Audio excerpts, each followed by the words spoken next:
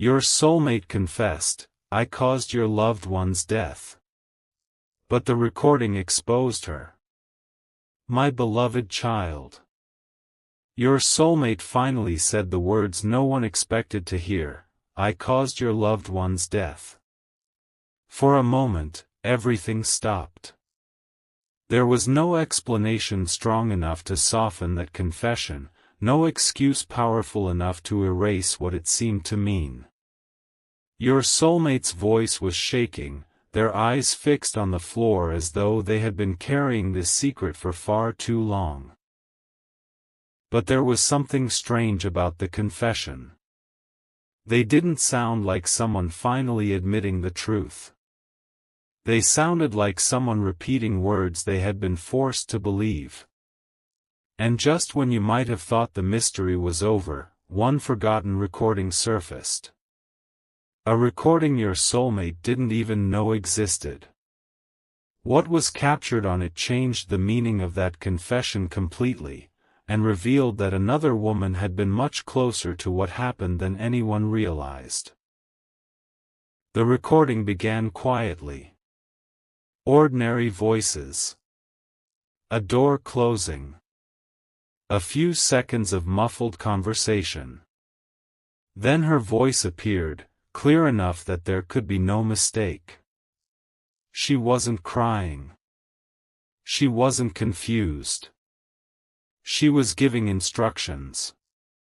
Your soulmate could be heard asking questions, sounding increasingly uncomfortable, while she kept insisting that everything would be fine if they simply followed her version of events.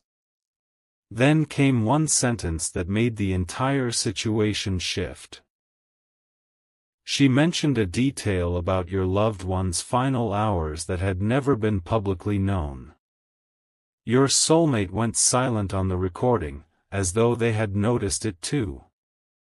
How could she know something that specific? Don't skip, because the next few seconds revealed why your soulmate had carried the blame, and why someone desperately needed them to remain convinced that the tragedy was their fault. Then another voice entered the recording.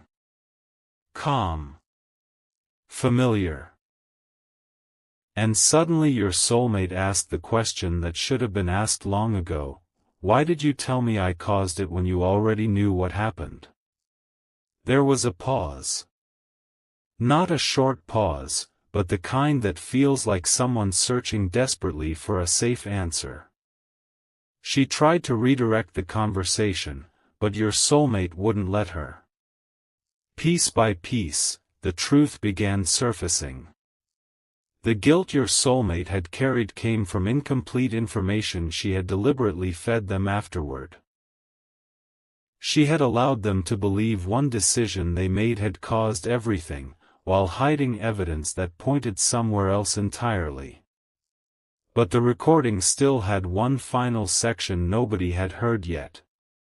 And when investigators listened closely, they discovered a faint sentence in the background, spoken before your soulmate ever arrived, that exposed what she had been trying to hide all along.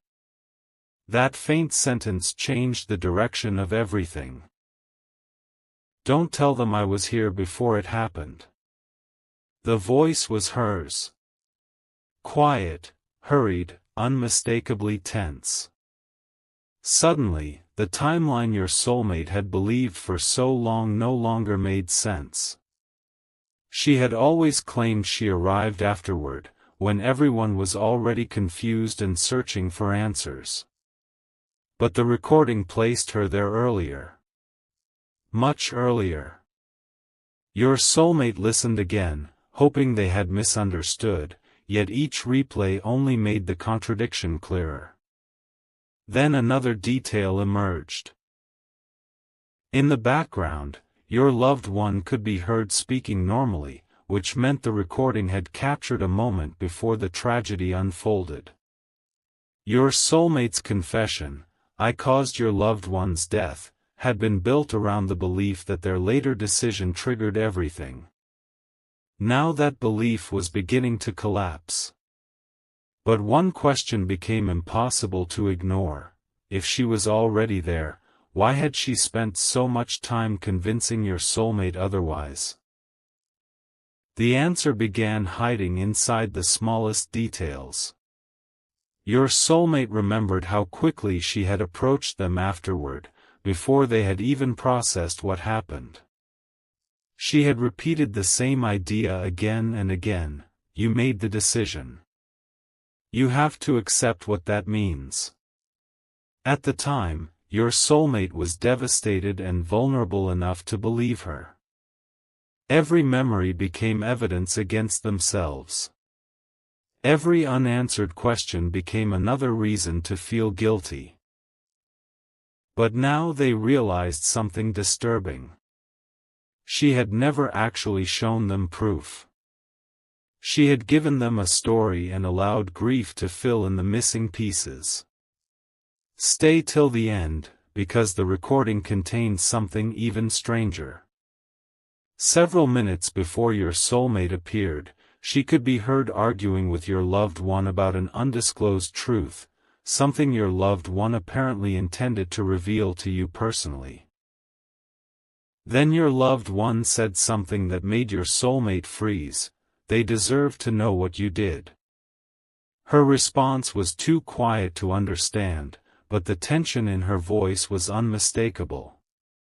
Seconds later, footsteps moved away from the recorder, followed by a door opening and another conversation happening farther in the distance.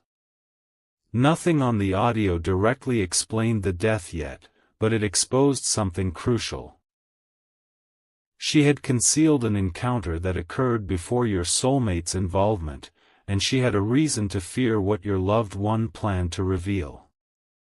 Your soulmate's guilt transformed into a different emotion, confusion mixed with the realization that they might have been protecting the very person who manipulated them.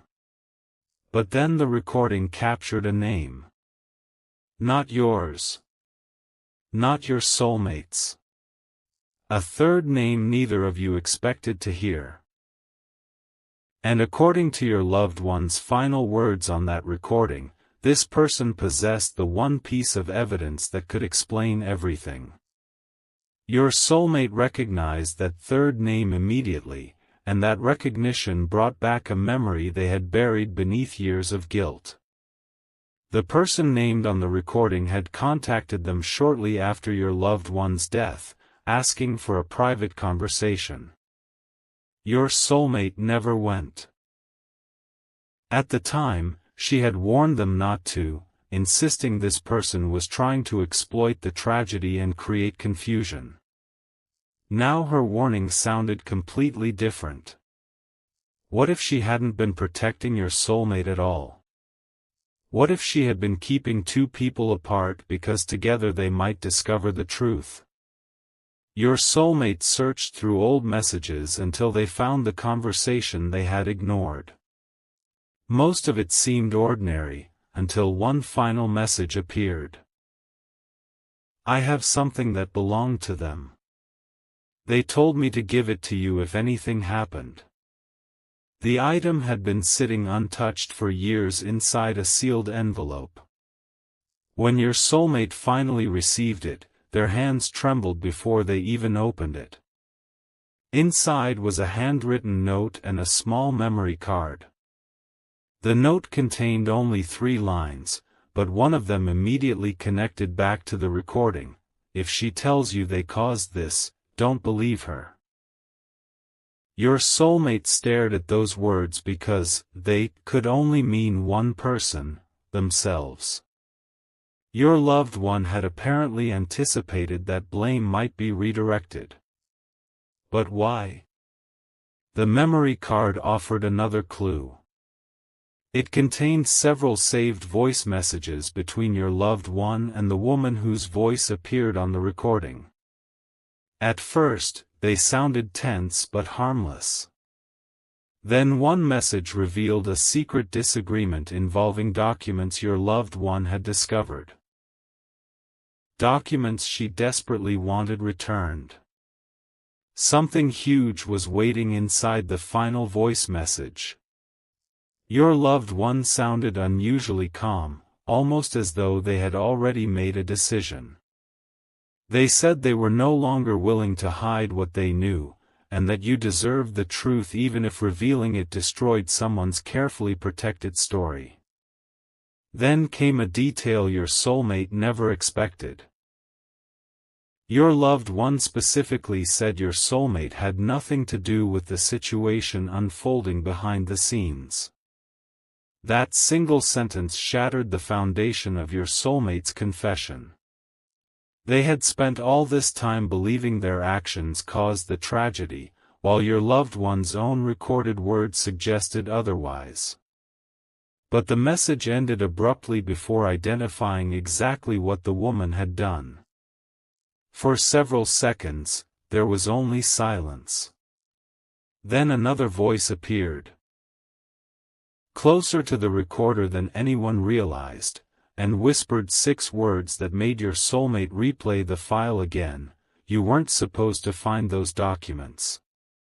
Those 6 words stripped away the last possibility that this was simply a misunderstanding.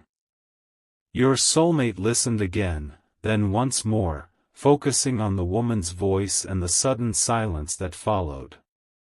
Your loved one answered calmly, "That's exactly why they need to see them." But what were these documents, and why had keeping them hidden become so important? The memory card contained photographs of several pages, though some were blurred and incomplete. One page showed dates. Another contained signatures. And beside one entry was your loved one's handwritten note, "This doesn't match what she told us." Your soulmate felt the pieces moving into place, but not enough to see the entire picture. The documents weren't proof of what caused the death. They were proof that she had been hiding something before it happened, and that your loved one had discovered the contradiction.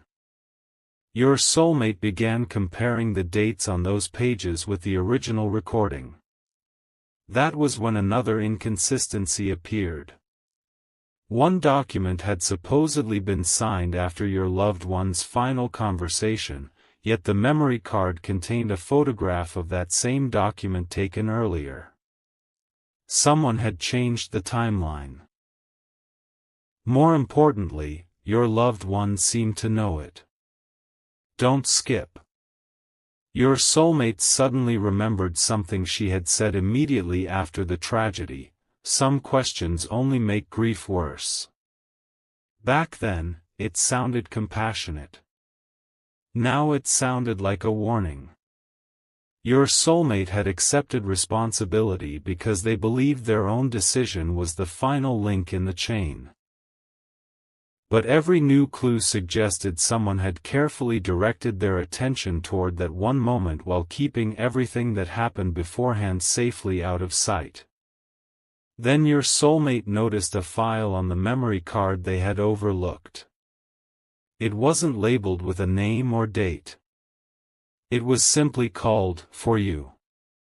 The recording began with your loved one speaking directly to you, their voice steady but emotional. They explained that if you were hearing this, something had prevented them from telling you the truth face to face.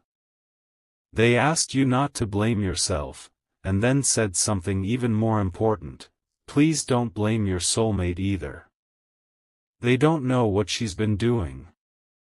Your soulmate broke down at those words. Their confession had been born from years of manipulated guilt, yet your loved one had already tried to protect them from it.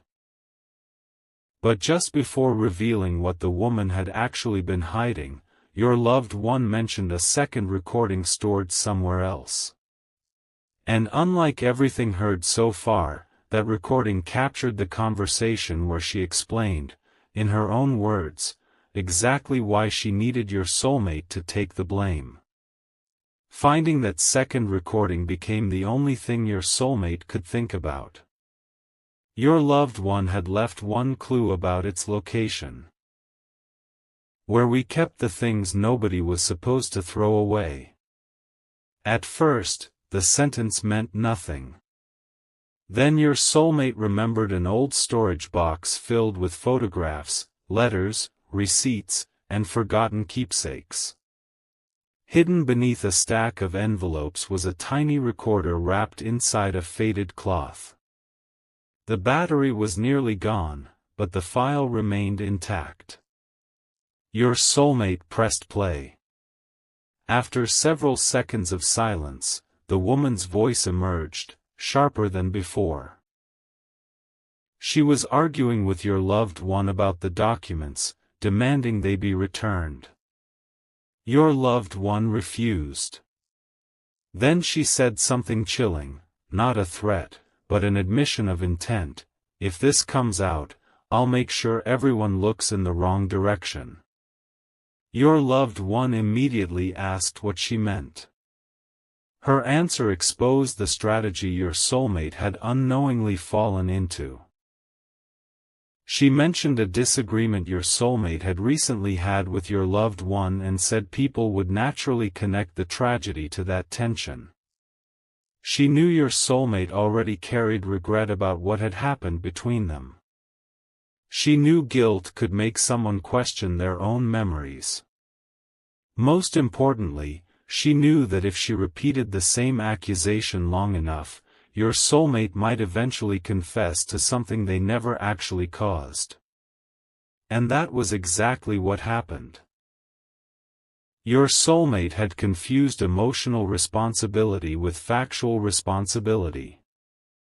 They believed that because they wished they had acted differently, they must have caused the outcome.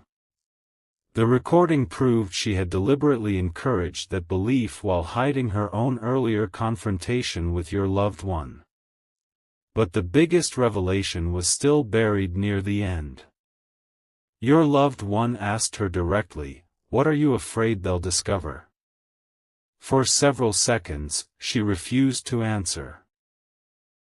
Then she finally mentioned the documents again and admitted they connected her to a deception that had been unfolding long before your soulmate entered the situation. She had altered information, hidden correspondence, and manipulated the timeline to protect herself from being exposed. The recording still did not prove she caused your loved one's death, but it destroyed the story she had constructed around your soulmate. Then your loved one asked one final question.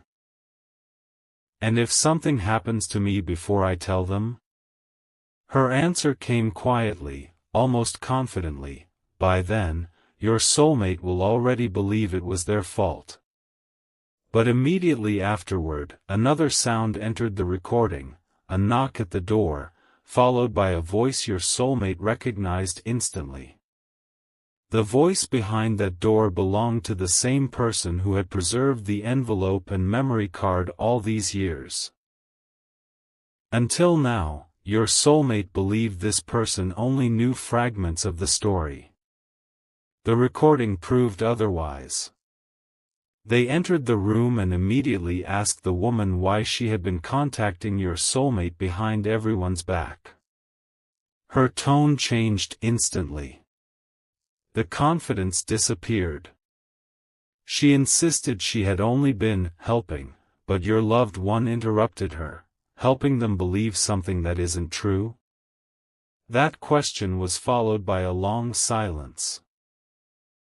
Then the third person revealed something nobody expected. They had already seen an earlier version of the documents, and they knew exactly which information had been changed. Suddenly, there were two witnesses to the deception, not one. Your soulmate kept listening as the conversation became painfully clear. The documents were connected to a secret your loved one had discovered months earlier, involving false statements and concealed communication that could seriously damage the woman's reputation and relationships if exposed. She had been trying to retrieve every copy before you learned about them. But your loved one had anticipated that. Copies had already been placed somewhere beyond her reach. Stay till the end, because this is where your soulmate finally understood why they had been chosen as the perfect person to blame. They were emotionally close enough to the tragedy to carry enormous guilt, yet distant enough from the hidden dispute to know nothing about it. One carefully planted story could keep everyone focused on your soulmate while the real deception remained buried. Then the third person said something that changed the atmosphere completely. "I made a copy of tonight's conversation." The woman stopped speaking. Your loved one asked where it was being kept, but the witness refused to say while she was still in the room. Moments later, footsteps moved toward the door, and the woman apparently left. Only then did your loved one speak again. Their voice softened as they gave the witness one instruction: if anything unexpected happened, the complete recording must eventually reach you. Not immediately, not while emotions were raw, but when you were ready to hear it clearly. Your soulmate thought they had finally reached the end of the mystery. They hadn't. Because the witness then revealed that this recorder contained only a backup. The original recording included several additional minutes, and in those missing minutes, the woman apparently explained who first suggested using your soulmate as the scapegoat. The original recording revealed that the plan had not begun after your loved one's death. It had begun days earlier. The woman admitted that someone had warned her your loved one was preparing to expose the altered documents, and she needed a believable distraction before that happened. Your soulmate's recent disagreement became the opportunity. She could exaggerate it, repeat selected details, and quietly make other people believe there was deeper tension than actually existed. But then the recording delivered an unexpected turn. The person who first suggested using your soulmate wasn't another secret enemy. It was someone the woman had manipulated too. They had been given false information and believed they were protecting your loved one from conflict. Once they discovered what she was really doing, they backed away, and secretly helped preserve the recordings that would eventually expose her deception. For your soulmate, that truth was devastating and freeing at the same time. Their confession, "I caused your loved one's death," had never come from evidence. It came from grief, regret, and years of being told that one painful decision made them responsible for everything that followed. The recordings proved something very different. They showed that the woman had deliberately redirected suspicion, concealed her earlier confrontation, and encouraged your soulmate's guilt because it protected her own secrets. But there was an important boundary the evidence could not cross. Nothing on those recordings proved she caused the death either. The truth was more complicated than replacing one accused person with another. What the recordings exposed was manipulation. And your loved one had apparently understood that distinction before anyone else. Then came the final preserved message your loved one had recorded for you. Their voice was softer now, without arguments or fear behind it. They wanted you to know that if unanswered questions ever surfaced, you should follow evidence instead of accusations. They specifically asked you not to let grief turn someone's regret into a confession for something they didn't do. Your soulmate heard those words and finally understood why this message had been protected for so long. They had spent years carrying a burden that was never theirs to carry. Yet one mystery remained. At the very end of the original recording, after everyone believed the conversation was finished, the woman returned unexpectedly and spoke to someone outside the room. Only one sentence was captured clearly: "They still haven't found the original letter." And when your soulmate heard the word "letter," they remembered exactly where your loved one had hidden it.